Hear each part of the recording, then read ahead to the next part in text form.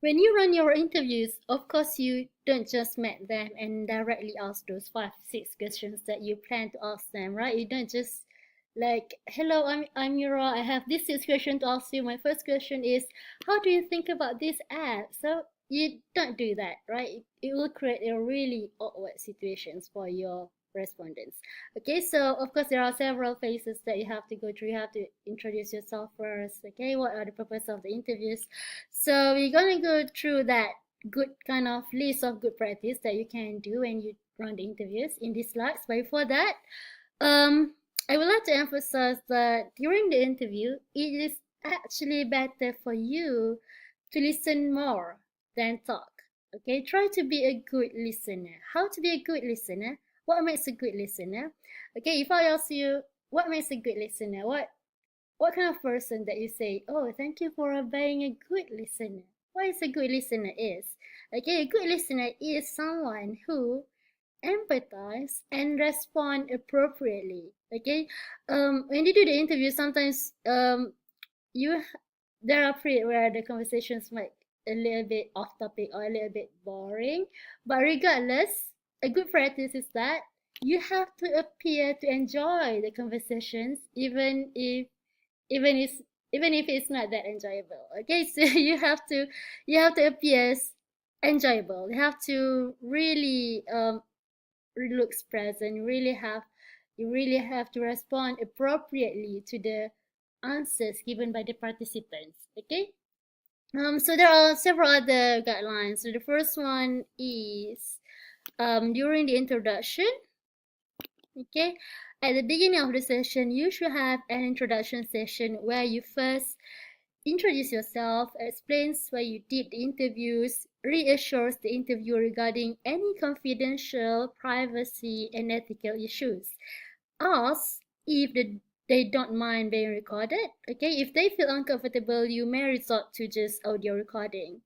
Okay, next is you should have a warm-up session where you ask easy and leisure questions first, like have you eaten, where you're coming from, where do you live. If you have some demographic questions prepared, then this is the time that you can ask that too during this warm-up session. Next, the main body when you actually present the main questions about the study. You have to make sure that the questions are in logical sequence. For example, you may ask highly generic questions first on the experience of making, purchasing online first before getting into more details of their preferred online shopping sites and why they like or dislike that particular sites. Okay, so it has to be in a logical chronological order. Then we have a cool off period with again easy questions to diffuse tension at the end. And lastly, during closing session, you definitely have to thank the interviewee for their willingness to participate and for their willingness to spend their time for you. And after that, you can switch that off to note that the recording has finally ended. Okay. Um, Next, the method that you choose to record the interviews is highly related to the purpose of the interview itself, why you conduct the interview. Of course, the most recommended form of recording is video recording.